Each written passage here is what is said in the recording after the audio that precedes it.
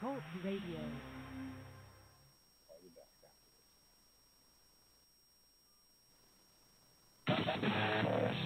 You're listening to content developed by the GoPro Radio Network, the fastest growing network in the galaxy. GoPro Radio Network. Listen to the voices in your head.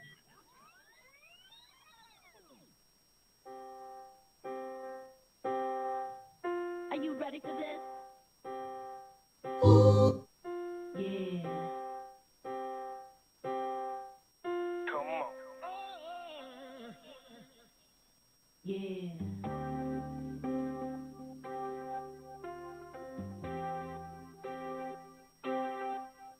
Yeah. Come on.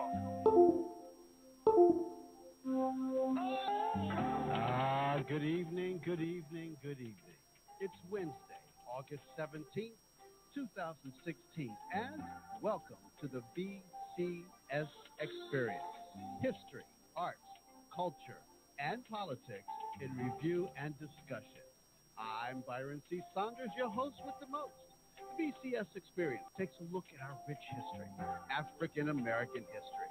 We're going to share with you some known and unknown historical facts and information from the past, and connect the dots on how they have impacted on our present day events and how they will definitely shape our future as African Americans in this country and around the world. The BCS Experience, history, arts, culture, politics in review and discussion. This is internet radio and will be aired live every Wednesday from 5 to 6 p.m. from the studios of the Iron Metropolis Images on the GoPro Radio Network. You see, I am really excited about this opportunity to talk to you all across the country and around the globe. I want you to tune in every week on your computer or your phone. You see, I want you to become a loyal listener, and I personally invite you to lend your voices to this radio talk show, to express your opinions on my weekly topics. This is social network radio at its finest. Now, here's the number for you to call to be a part of tonight's discussion.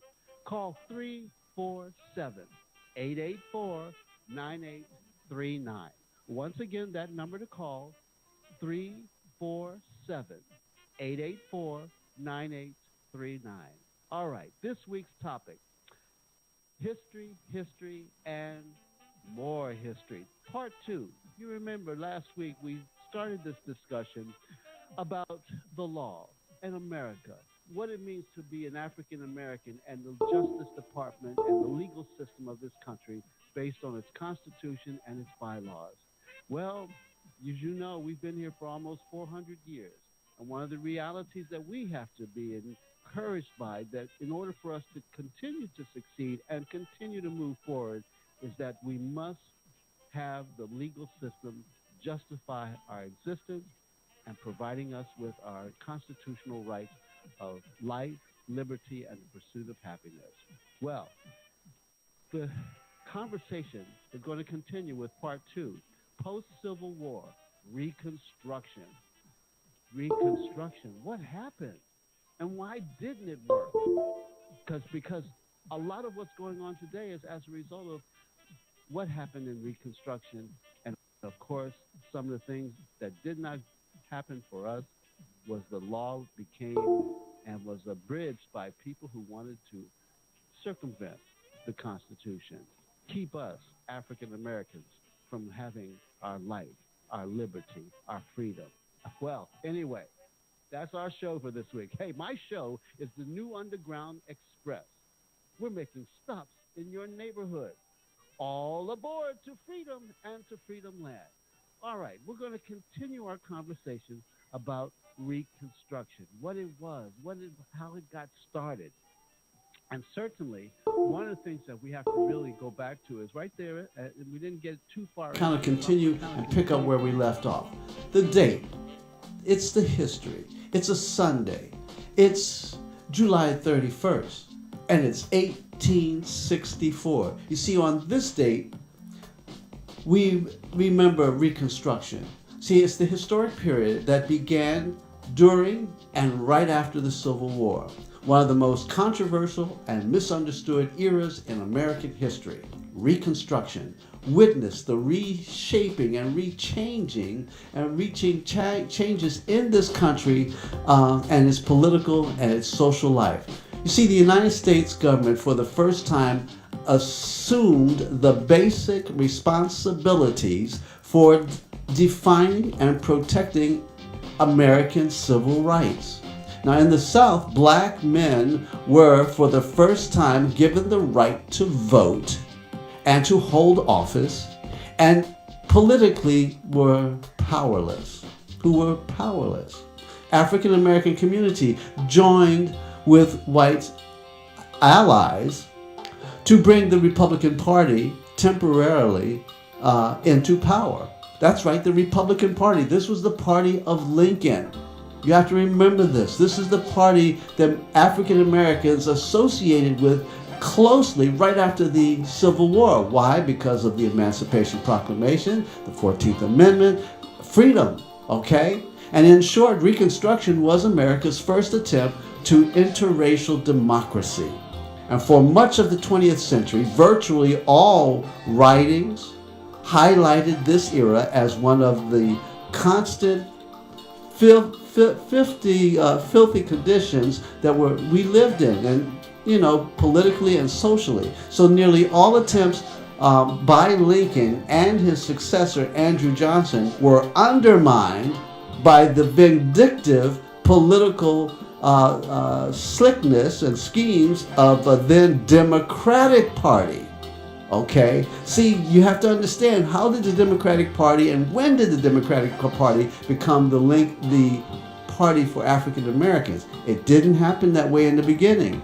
And if you've seen the movie Lincoln, you would understand there was a lot of hatred in Congress against Thaddeus Stevens, Congressman Stevens, and Calhoun from South Carolina. They seceded from the South, seceded from the Union because of the issues. I got a phone call. Let's bring them in. Hello, who's on the air with us? And welcome. Good evening. You're on the BCS Experience. Who's calling? Okay, you can just listen. That's all right. If you want to chime in and ask a question later, you can. All right. Hello. Who's on the line? Okay. All right. We'll come back to you. I'm going to continue here and keep going here. We're talking about Reconstruction and what happened. How come it didn't work? And as I was defining, you see, African Americans were in the beginning, after slavery and after the Civil War, all in favor of the Republican Party. That was the party of Lincoln. Something happened, though, after the assassination. Vice President Andrew Johnson unfortunately undermined and sided with the Democrats who were in Congress and began to piece by piece began to disassemble all of the constitutional laws that were given to us and our freedoms to give back to the South, to appease them, to bring them back into the Union. This was just insanity. But we have to take it and piece it together piece by piece by piece. And as I said, Andrew Johnson began to undermine by the vindictive political schemes of the then Democratic Party. And what happened was corruption followed, led by crooked carpetbaggers. Now, those were Northerners who pimped the surplus of the government, and the scallywags. Carpetbaggers, scallywags. Those were voters, in particular Southerners, who cooperated with Republicans for personal gain. They undermined, like they're doing right now, obstruction. So you see what's going on in Congress right now with the obstruction of Obama is not new. And that's why we have to understand why we have to use history to go back and fortify our rights as citizens in this country.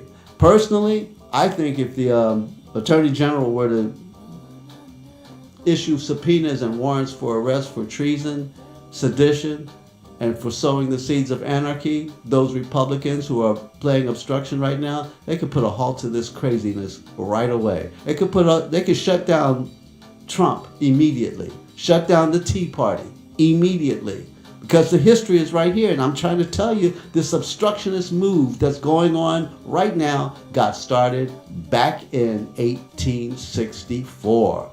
Okay, so it's nothing new, people. And if you don't know your history, then you're going to destined and doomed to repeat the failures of the past, which is what we're going on right now. The other thing that happened as part of Reconstruction, which was the biggest failure of the Union Army itself, what happened at Appomattox when they surrendered, Confederacy surrendered, and the terms of their surrender. What they failed to do was one of the biggest failures of the Union Army. And it's interesting to note that every one of the generals who were there at that signing of the surrender, both North and South, were all graduates of West Point. And when you go to a military academy, they tell you in the military academy, when you engage in war, one of the first things you do when you defeat your enemy is to make them to surrender their flag. Interesting, right?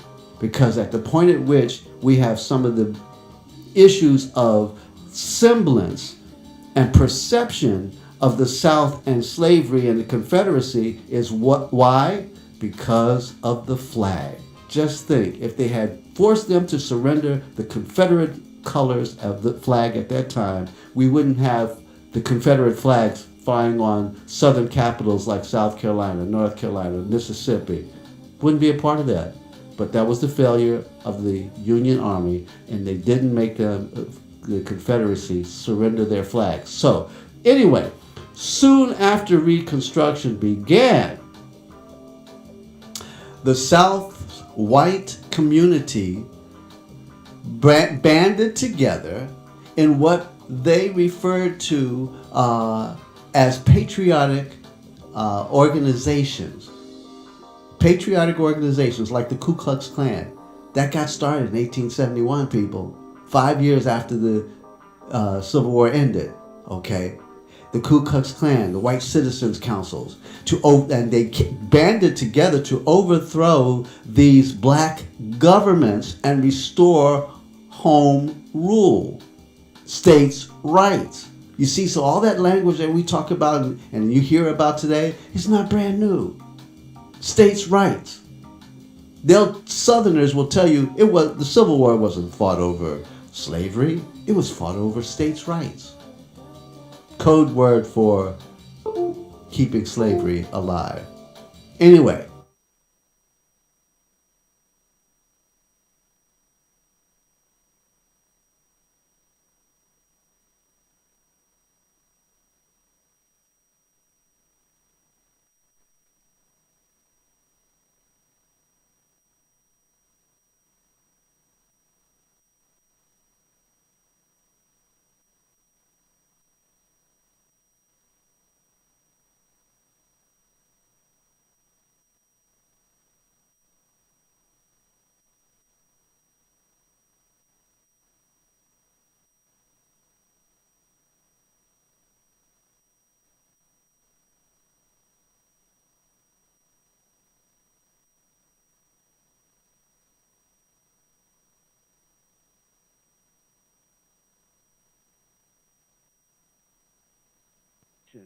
Were the couples of the complex reactions of Southerners, black and white, to the end of slavery. See, to African Americans, freedom meant independence from white control, and their families stood as the initial pillar of the post-emancipation difference. We got to take a break when we come back, and we're just recapping, because in order to understand what went wrong, how come we didn't get our 40 acres and a mule? Are you ready for this? So stay tuned. because I got the answer. Yeah. Come on back. We'll be right back right after these very important words from GoPro Radio. Yeah.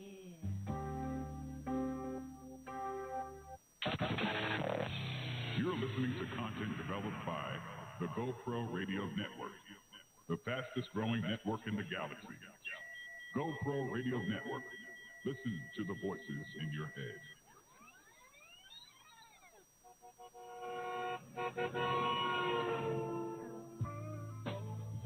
We interrupt this broadcast to bring you a great opportunity.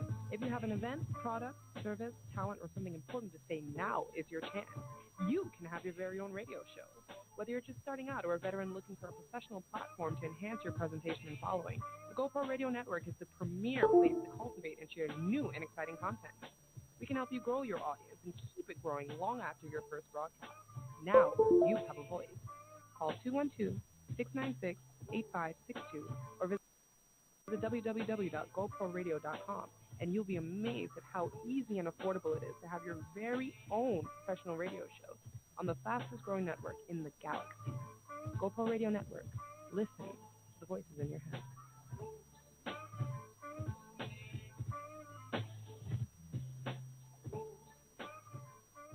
Why are you paying for radio? Are you serious? GoPro Radio offers content for free. Go to www.goproradio.com and listen to original, irreverent, and exceptional talk shows. It's free. Go to www.goproradio.com now. It's that simple and free. www.goproradio.com. Listen to the voices in your head. Oh, and did I mention it's free? You're listening to content developed by the GoPro Radio Network, the fastest growing network in the galaxy. GoPro Radio Network. Listen to the voices in your head.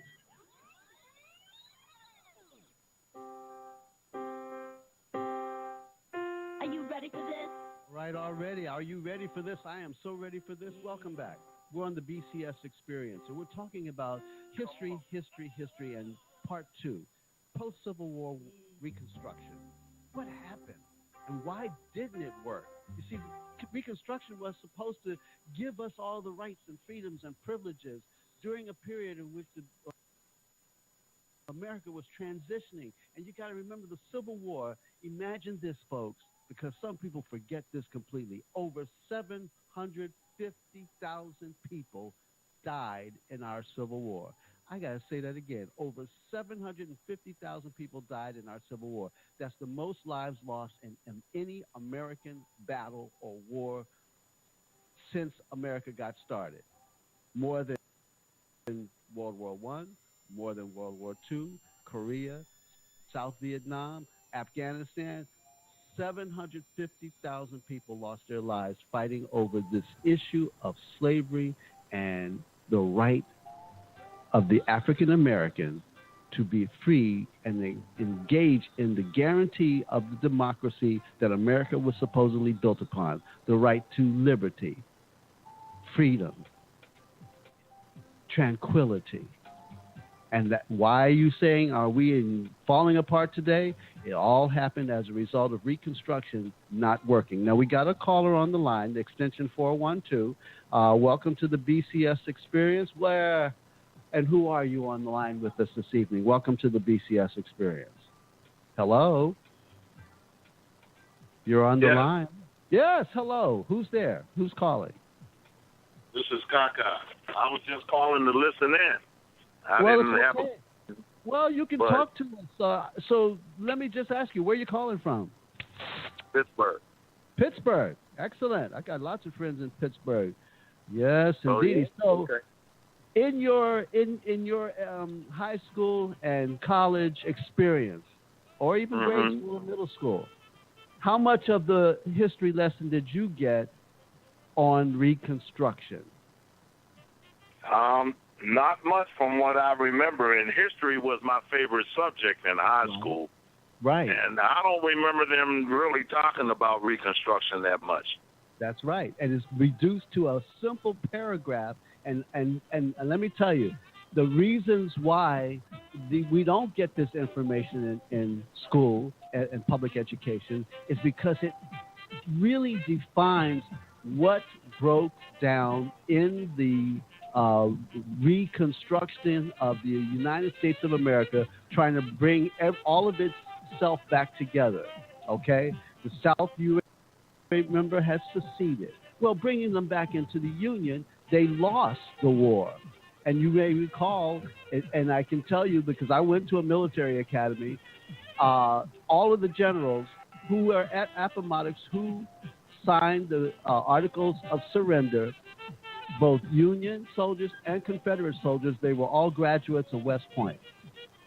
And as a graduate of West Point, they are taught, even today in the United States military academies, the Naval Academy, the Air Force and the Marines and the Coast Guard, they'll teach you this one simple fact. When you have a war and you defeat your enemy, you will make your enemy surrender their flag. Now, as a result of the Confederacy not being forced to surrender their flag, look what happened. That flag is still flying in Mississippi. Thank God for the sister last year who took it down at the state capitol in South Carolina. Flying in other states, Georgia is part of their flag, their state flag has the Confederate symbol on it. So you see, the perception of the Confederacy was allowed to keep living. Now, that was mistake number one. Well, correct me if I'm wrong. Because during the time when they had this flag debate, I read somewhere where the Dixie, what we know today as the Confederate flag, was never adopted as a flag of the Confederacy. It was a battle flag of Robert L. Lee's troop. That it was not the flag of the Confederacy. That's what people think. That's correct. Now, it was adopted later on, but you're right. It was the flag of Robert E. Lee, it's war battle flag. And they would go into battle flying that flag. But then look what happened. It was never officially taken off of the counter and put into a museum somewhere, and then states began to adapt the state flags to include this symbol, which was that in the 50s? That happened almost immediately afterwards. Yes, not talking about the 1950s. Now we're talking about the Civil War ended in 1865. But remember this: I was just reading to you how critical to the debate over Reconstructions was that a lot of these white citizens councils, the Ku Klux Klan, got started in 1871, not in the 1900s, and they began to use the flag as a rallying call for the battle of the Confederacy. Okay. All right. See, most people, and I didn't know that either, that it was not the official flag of the Confederacy. Most people think that. Yes, that's true. That's the truth. It was just a battle flag that was later adopted by the Confederate States. Okay. All right. Now back to Reconstruction, because we're going to put together the reality of why things are so messed up today. It seems like they've been flipped upside down and inside out, because as I was telling you, after the African Americans were freed by Emancipation Proclamation, the citizens' councils, the Ku Klux Klan, were started to deconstruct Reconstruction. The obstructionism that you have going on right now is nothing new. That's what I want to make people realize. If you got to go back in history to understand the tactics that are being right now by the Democratic Party, rather by the Republican Party, are the same tactics that were used by the then Democratic Party, who were congresspersons and senators primarily from the southern defeated states. They were Democrats. Republicans, African Americans, were basically Republicans after the war because that was the party of Abraham Lincoln. And therefore... Well, those same legislators are the ones that put the black codes into effect. So, you know, that has to be mentioned as far as a part of the dismantling of Reconstruction. Exactly. And let's go back a little further than that, because the black codes that were put into effect actually got started after Toussaint Louverture defeated Napoleon's navy. Haiti's revolution scared the bejeebies out of the new colonists, and black codes began to be formed. And as a result of Haiti's defeat of Napoleon, the same kind of embargo that has been put around Cuba was put around Haiti, and that is the reason why Haiti 2016 is as poor as it is today, because the powers of France, Italy, the West Indian Dutch trade, Netherlands, Great Britain, put a choke around Haiti and starved that island. Where on the other side was Dominican Republic, is doing quite well financially. But it wasn't until 2004, my friend, that Haiti got through paying off its repatriations to France for defeating Napoleon back in that time period. 2004, they've been draining Haiti's economic wealth and its resources as a result of what happened when Toussaint Louverture defeated Haiti. And as I said, black codes, right after that revolution in Haiti, America's states, both northern and southern states, began to engage in black codes, slave codes. You know, and this was something I didn't know until recently, that Haiti at one time ruled over the Dominican Republic. Yes, they did. In fact, after they defeated Napoleon, they actually offered to defeat Spain and give Dominica its freedom. They rejected Haiti's involvement, and as you see today, Dominican Republic have been expelling Haitians back into Haiti, and it goes back to that time period in history. See, my brother, history is filled with all the information that we need to know how to overthrow and have a revolution. And the vote, I've got to say it, is so important, because in America, the right to vote, the suffragette movement of African Americans is what Reconstruction was all about, giving African American men the right to vote. And it was at that time that we had Southern House of Representatives, governors, African Americans in the Senate, in the Congress. But as a result of the deconstruction of Reconstruction, we began to dismantle all of those freedoms. Got to take a break here, my brother. When we come back, I'm going to even go deeper, because this is to understand why we have to vote today is so critical, because we're at the moment in this country's history where we'll either overthrow this last vestiges of racism and end the Civil War once and for all, or we're going to go back into slavery as Trump and the Tea Party members would like to see it happen. Stay with me, folks. This is the BCS Experience right here on the GoPro Radio Network.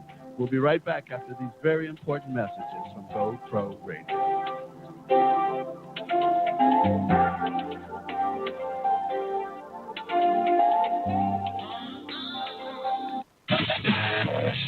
You're listening to content developed by the GoPro Radio Network.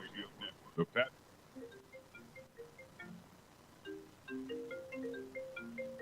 growing network in the galaxy. GoPro Radio Network.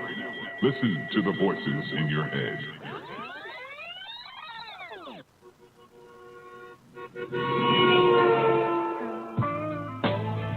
We interrupt this broadcast to bring you a great opportunity. If you have an event, product, service, talent, or something important to say, now is your chance. You can have your very own radio show. Whether you're just starting out or a veteran looking for a professional platform to enhance your presentation and following, the GoPro Radio Network is the premier place to cultivate and share new and exciting content. We can help you grow your audience and keep it growing long after your first broadcast. Now you have a voice. Call 696-8562 or visit www.goproradio.com, and you'll be amazed at how easy and affordable it is to have your very own professional radio show on the fastest growing network in the galaxy. GoPro Radio Network. Listen to the voices in your head.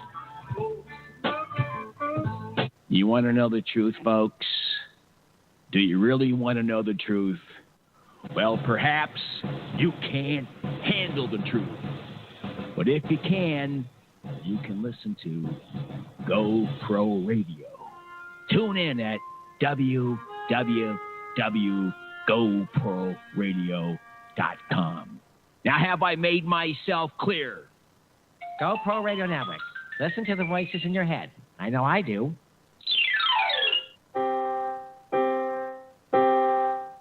Are you ready for this? All right, already. Are you ready for this? Okay, we're back on the BCS Experience. I got my caller in from Pittsburgh. We're talking about Reconstruction history. What happened? Why didn't it work? Reconstruction, if you don't know, happened as a result of right after the Civil War. This was the effort to use the federal government to help bring in civil rights to the newly freed slaves. Well, under slavery, nearly all blacks lived separated from their relatives. And you know what happens, because when they brought us over from Africa, they separated us and our families. They separated the men from the women. They just totally destroyed our whole family construct, breaking it down. But Reconstruction provided the opportunity to solidify their family ties. One Northern reporter in 1865 encountered a freedman who actually walked more than 600 miles from Georgia to North Carolina, searching for the wife, the children from whom he had been sold away in slavery, and control of their family life was essential to the former slave. Definition of freedom. Okay, so part of freedom was getting families back together. That was critical. Very, very, very, very important. Now, control of their family life was essential to the former slaves' definition of freedom.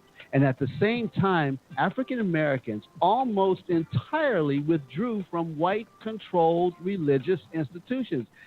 Did you hear what I just said? Because at this notion of Christianity being, part of the problem with some of our folks have with the white Jesus and the blonde hair and the whole routine. Yes, we get it. But did you hear what I just said? Part of what happened was after the Civil War, African Americans almost entirely withdrew from white-controlled religious institutions where they had been excluded from any role in church governance and were often required to sit in the back of the pews during their services, okay?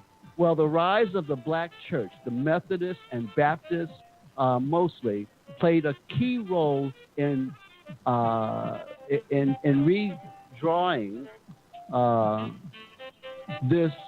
the religious experience, and redrawing the religious map of the South and becoming a place of worship, housing schools, social events, and political gatherings. So you see, the black church became a critical gathering place, not just for religion, but for housing, for schools, social events, and political gatherings. So it's not an accident.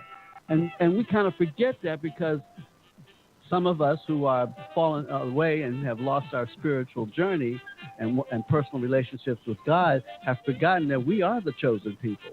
We are God's people. Okay? We got to get back to that. Anyway, after slavery and during Reconstruction, the freed slaves literally attempted to do that. Another striking example of Reconstruction's effect on freed people's efforts to insert meaning into liberty was their rush toward education. That's right. Before the war, literally every southern state prohibited the education of slaves. Now, after the war, adults and children flocked to the schools established during and after the Civil War. The desire for independence and self-improvement also shaped African Americans' economic definition of freedom. So along with wanting to be educated came the concept of economic definition of freedom, which is why in Tulsa, Oklahoma, which we go back to and understand Black Wall Street, that community in Tulsa, Oklahoma in 1921 was the richest black community in America. Our black people there had oil wells. They had their own airfield, their own airplanes. They had their own hospitals, libraries, hotels, everything. They didn't need the white community. And unfortunately, on May 31st, Memorial Day, which was Decoration Day, celebrating the achievements of African Americans' victory in the Civil War, a white mob rioted based on some assumption that a young white girl, a elevator operator, was molested, which she wasn't. And they destroyed the entire black community of Tulsa, Oklahoma, had over 600 businesses, burnt them completely down. So you got to understand, when we have these little riots and disturbances across our country now, what's going on in Milwaukee, let me tell you folks, throughout the history of America, black people have never destroyed a single white town in this country. Never. Do you hear me? Because the way the news makes and the media make it sound like these riots, what's going on in Milwaukee right now, and the National Guard are there, and they have the restrictions put on and the curfew put on. Let me tell you, white folks have been in this country. Their history will tell you there have been several African-American towns and communities that have been completely destroyed and wiped out by white rioting and racism. But blacks have never done that. So my brother in Pittsburgh, are you starting to connect some dots? You see what's happening? Yeah, I know we better vote. That's what I was listening to. That's right. You were telling people to participate in the electoral process. Exactly. And that's critical as well, because what we're seeing right now, and this is really unfortunate, I'm going to kind of jump and skip around on this Reconstruction thing, but you're absolutely right, getting out the vote, because right now today, my people, if you take all the coalitions that have been attacked by the Republican Party, African Americans, Asians, Hispanic, Native American Indians, women, LGBT, let me tell you something. You put all those coalitions together and we go and vote, not only can we win the presidency, we can take back every state house, every local and municipal election can be overthrow these racists who are been controlling our communities. It's time, people. We're no longer a minority. We are the majority, and we got to stop acting like a minority. Not voting is not rebellion. What it is surrendering. So don't surrender. Vote. All we got to do is stand up, and it's ours. The revolution has already been started. We won 2 elections with an African-American president, and the reason why he couldn't be the African-American president for African-Americans is because of the obstruction, not because he didn't try. The man he's a constitutional scholar, and he used the law to defeat every single time the Republicans threw something up at him. Now, that's why the law is important. That's why the Constitution is important. And we have got to take it back now. It's time for us, like my brother says in Pittsburgh, voting. So anyway, we'll get back to this Reconstruction period. You see, most whites needed to borrow money to resume farming, and many small farmers fell into debt and were forced into growing cotton. The most arduous task facing former slave owners was adjusting to the world of paid labor, okay? White planters complained that blacks wanted to work at their own pace. Well, hell yeah. After being under a whip and back-breaking work and no pay, why in the world would they think we want to pick their cotton for free? Sharecropping got started. See, another one of those form of, and let me tell you, when they talk about the free trade agreement, you got to understand states' rights, non-union, cheap labor. Okay, America's capitalistic system has been completely built upon the concept of freed slave or cheap labor. Make no mistake about it. Wall Street cannot survive and sustain unless they continue to engage and manipulate wages for Americans to continue to be cheap and depressed and suppressed, so making us work hard so that they can continue to stay rich. That's all it is, people. All right? Now, check this out. Back during Reconstruction, what happened was the Freedmen's Bureau got started, and they made countless attempts to mediate between both groups, black and white, over these and numerous other issues like pay wages and picking the cotton. And because, see, the South was totally agrarian. The North was engaging in industrialized concepts of building and cars and steel, whereas the South defeated its notion of agrarian society, and they were in trouble, totally. They still are. And that's why the Mexicans are here, because the Mexicans will work those cheap jobs, and that they're the ones who are picking the cotton. The migrant workers are the ones who are picking the oranges in Coca-Cola's Minute Maid farms. Okay, Cesar, what's his name, from out in the grape pickers out in California. Mexicans, Chicanos. You see, it's all about, and when they talk about that free trade agreement, we're talking about those jobs that used to be union-protected jobs, is why they've been attacking all the unions, are now over in a third world country where they can pay those people $2 an hour and then come back and charge you $200 for some Air Jordan shoes. That's America, people. Got to put an end to that. All right. Got another minute before a break. But let me tell you, in the summer of 1865, however, Lincoln's successor, Andrew Johnson, ordered land in federal hands returned to the former owners. So that 40 acre and a mule was given back to the white person. A series of confrontations followed, resulting in blacks being forcibly evicted from their land. They had been settled on by General Sherman, and the task of managing Reconstruction and the restoration of the Union fell on the shoulders of Andrew Johnson, who did everything he could to appease the South in an effort to bring the Union back together. That's what happened, people.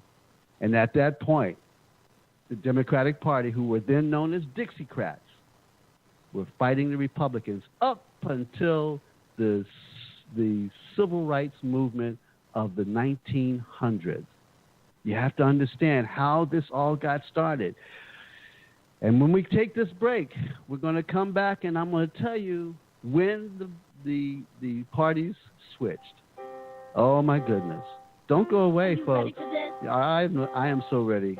But you be ready. Yeah. Come on back with me right after these very important messages from GoPro Radio. Come on.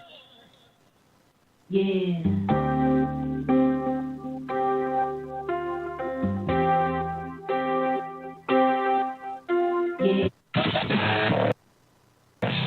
You're listening to content developed by the GoPro Radio Network, the fastest growing network in the galaxy. GoPro Radio Network. Listen to the voices in your head. We are an amazing people, rooted in Africa, the cradle of human civilization. Descendant of the awesome men and women who made a way out of no way. People steeped in the values of truth, justice, respect, harmony, balance, reciprocity, and order. But 400 years of enslavement, Jim Crow, and racism, fueled by the lie of black inferiority, have taken their toll. The result? Too much pain, too much hurt, too much loss. We owe our ancestors, ourselves, and our children so much more than this. Join the movement for emotional emancipation, healing, and wellness for black people. Go to communityhealingnet.org and take the pledge to defy the lie and embrace the truth. That's communityhealingnet.org. Our children and our ancestors are waiting. Are you ready for this? I am so ready for this. Okay, we're in the last segment, and I took longer than I wanted to on this. I may have to do part 3 next week because this is so critical to understanding why this country is in the condition it is today. So that's what we do here, my brother, on the BCS Experience. We're connecting the dots. And imagine if you got this kind of history lesson in your public education. Imagine the difference you would have had going into having the knowledge that what went wrong. Literally, you could be able to help make the adjustments in your personal life, your family life, and your community life. But if you don't know this history, then you're doomed to make the same mistakes. And that's what happened. We're in a constant cycle of making the same mistakes. Well, check this out. We're talking about Reconstruction. Well, in May of 1865, with Congress out of session until December, Andrew Johnson outlined his plan for reuniting the nation. And he offered pardons to all of the Southern whites and then appointed presidential governors and ordered conventions held to which whites alone elected delegates. So in essence, white folks were given back the control. The conduct of the Southern governments elected under Johnson program turned most of the Republican North against the president, and white Southern voters largely returned members of the old elite to power again. Now, angered by reports of violent reprisals against former slaves spiraling onto white visitors from the North by upper hand of rebels was the norm, okay? So, I mean, look what, and interesting how they define that, because this assessment comes from the African American Registry. And what you just heard was that the reprisals, the violent reprisals, are what's being called riots today. So if you take away my rights and then give it back to the slave owner who was kicking my butt for, so many years, and now you're telling me I got to go back to what I was, I'm not going to be happy either. I'm going to have an uprising. Okay? But like I said, never in the history of the United States of America has it ever been recorded that African Americans destroyed a single white community. Never. All right? Now, the summit of outrage came from the implementation of black codes, like my brother was talking about. These were laws of the new Southern governments to regulate the lives of African Americans. And in 1866, Senator Lyman Trumbull of Illinois proposed 2 bills to moderate Johnson's policy. The first extended the life of the Freedmen's Bureau, and the second, the Civil Rights Bill, defined all persons born in the United States as citizens and spelled out rights they were to enjoy regardless of race. Now, the bill left the new Southern governments in place, but required then them to accord blacks the same civil rights as whites. Now, it made no mention of the right to vote, and the president vetoed both of those bills, which made a complete breach between Johnson and Congress inevitable. Okay? And in April 1866, the Civil Rights Bill became the first major law in American history to be passed over a presidential veto. Less than 1 year later, Congress adopted the Reconstruction Act, which basically divided the South into 5 military districts, temporarily barring many Confederates from voting or holding office, and called for the creation of a new Southern government with suffrage, that's voting rights, no longer restricted because of race. Now, in conflict between President Johnson, Andrew Johnson, and Congress continued, and in 1868, the House of Representatives impeached Johnson for violating the Tenure of Office Act of 1867, the Tenure Act of 1867, and the Senate came within one vote of removing him from office. And soon after, the Republicans nominated Ulysses S. Grant as the party's presidential candidate, and Reconstruction was the central issue of 1868 campaign. This optimistic engraving of, basically, you got to understand this. Ulysses S. Grant saved the nation, okay? Because of his efforts, he basically told Andrew Johnson and the Republican Party, or the Democratic Party, we go by the law. We have a constitution. We have a Bill of Rights. We have laws that say that this country is and has rejected slavery, and that there's a form of government that supersedes states' rights, and it's called the federal government. And you want to know why in New York City, why Grant's tomb happens to be the largest mausoleum in the country in honor of a president? It's because he saved the nation. And we all joke, who's buried in Grant's tomb? Well, Grant is buried there, and his wife. And when they brought and interred his body in that site, which is right behind Riverside Cathedral, overlooking the Hudson River, there were over 100,000 people who came to his internment in that mausoleum. And as they brought his body on a train from his hometown and brought it all the way to New York, and ever since then, that's why Grant's tomb is the most important tomb in this country in honor of a president who saved the nation. My brother in Pittsburgh, did you know that? Well, what do you mean by save the nation? In what form? I followed you.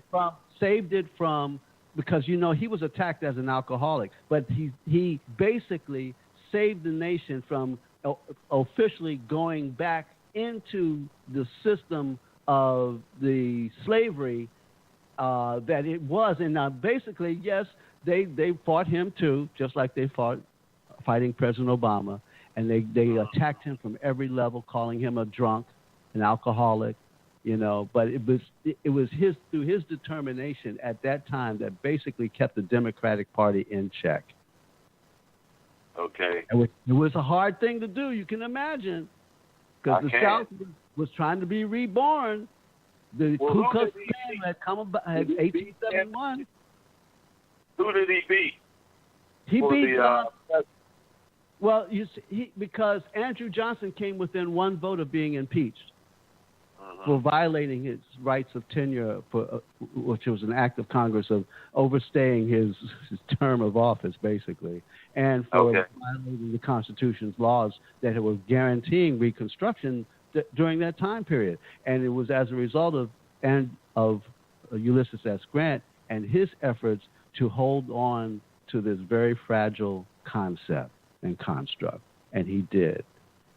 Now, what happened from that time period on? Now, check this out, because I'm gonna close this out, and then I'm gonna bring in something that's very special. And when you hear the words, you'll understand.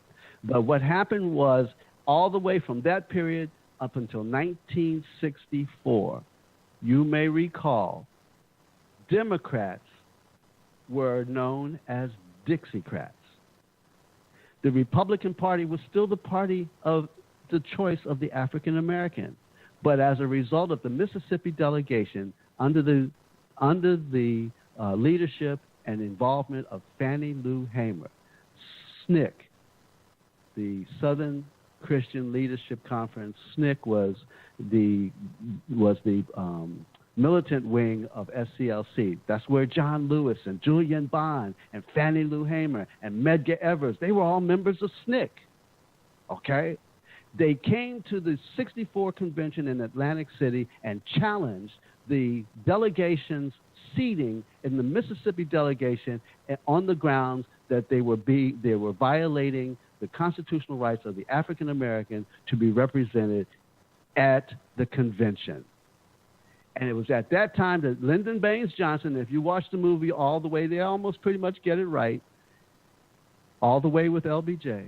It was at that time that the Dixiecrats almost en masse determined that they could no longer be Democrats, and because of their segregationist policies and maintaining that they needed to keep that in control in the southern states, and they switched parties and became Republicans. That's when the confusion has become. So the Dixiecrats, who were staunch segregationists, now became Republicans and fighting the Civil Rights Bill. And of course, in 1968, when the convention went to Chicago, the Mississippi delegation was seated. Fannie Lou Hamer, the Civil Rights Voting Act of 65, the Civil Rights Act of 1964 became law. And folks, we have been in this battle ever since. That's why voting is important. Now, I'm going to stop here because I want to end this on a good note, because I'm going to do part 3 next week, because I got to tell you the rest of the story. But we're going to take a moment to listen to the Negro National Anthem. I want you to listen to the words. Roll that tape, Tylon, because this is who we are.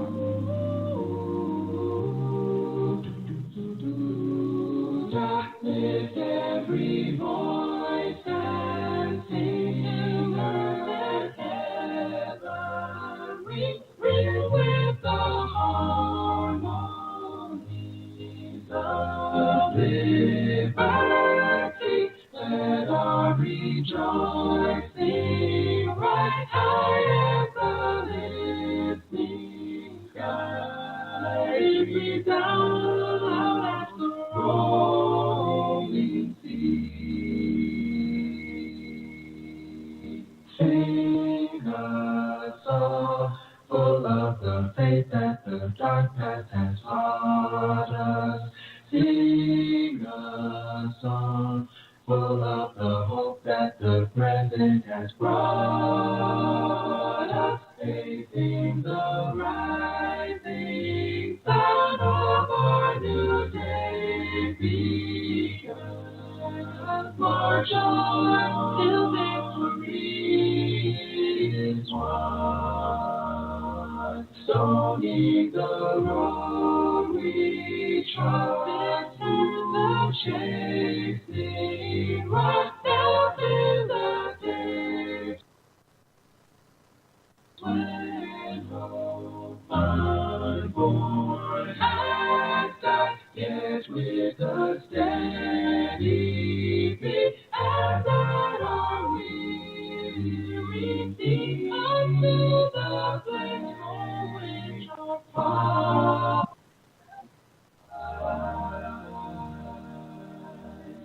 We have come a way that with tears have been watered.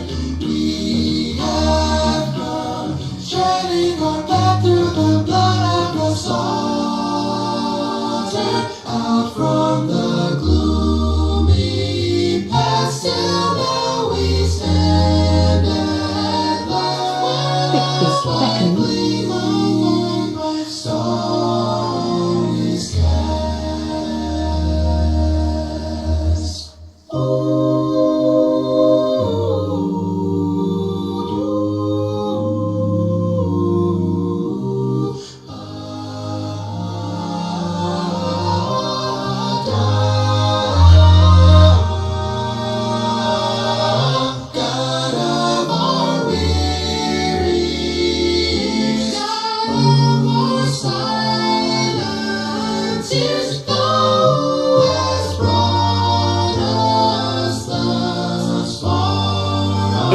o'clock. Thou who hast by thy might led us into thy kingdom forever in the path we pray. Blessed are feet straight from the places, our God, where we met thee. Blessed are hearts drunk of the wine of the world, we forget thee. Shadow beneath thy hand, may we forever stand true to our God, true to our God, true to our.